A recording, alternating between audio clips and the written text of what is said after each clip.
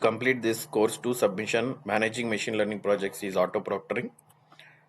So let us now understand the opportunity evaluation phase. So the problem statement is to empower the school administrator to ensure intelligent proctoring mechanism so that the mass invigilation happen with very minimal manpower to the student exams.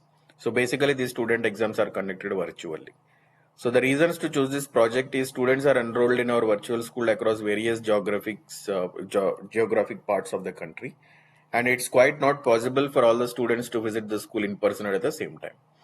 So ML is one of the ways to automate some of the processes involved in the exam invigilation system. So as the exams would be conducted virtually, the data flow can be very streamlined. So the potential business impact is very high, expected to be very high, because the potential ML system can save heavy cost if otherwise would be incurred in hiring and administering manual operations. The solution would be scalable as it is digital first offering, and the model can be integrated with any APIs to other learning management systems. So the problem definition is the target user is the school exams administrator who would be virtually proctoring.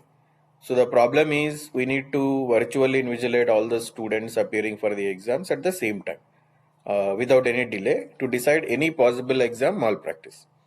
So why it matters? Because it is incorrectly, if something is incorrectly identified as malpractice or not correctly identified as a malpractice, it just not only damages the reputation of the school but also results in inappropriate grading of the student. So this may result in various legal issues also. So the current state is the students visit local centers in person to attend the examinations, where the centers are either understaffed or not geographical friendly for the students to travel. The success metrics are defined. The expected impact is to improve the real-time proctoring accuracy and minimize the wrong invigilated decisions. So the business outcome is to reduce the cost of mass exam administrations.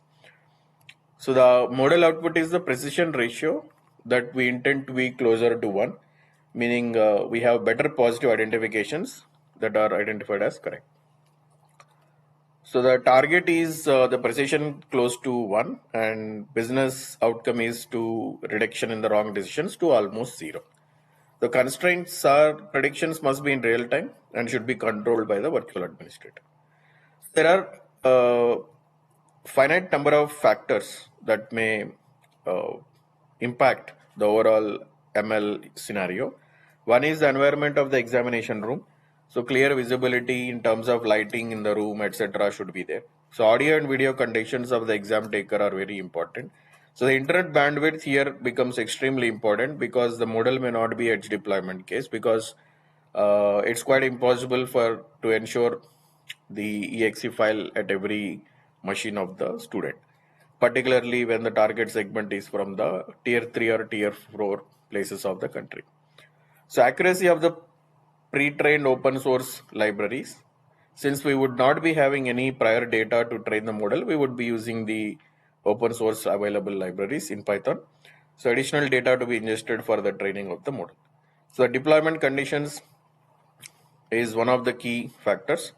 Integration to web or mobile application or installation of the background app, etc. The solution validation plan is that the uh, approach to go ahead with the conceptualizing the solution is to ensure that data collection sensors are available in the application so that the front end of the application captures all the required user movements. So various attributes of the exam taker would be captured, such as head movement, noise capturing, eye movement, any foreign object detection such as book or any other material, and most importantly ID authentication of the exam taker, whether the person is the same person who is supposed to be taking the exam or not. So third is initial data to train may not be available, as I explained before, as the data gets generated only once the exam taker starts interacting with the system. It's sort of an example of a flywheel effect. It's a cold start problem. Heuristics ML would be a good start because we would not be having much of understanding on the data and its relevant accuracy. So heuristics ML would be a good fit to initiate the model, the threshold required to predict if the exam taker is doing any malpractice or not. So the possible iterations would be to ensure test continue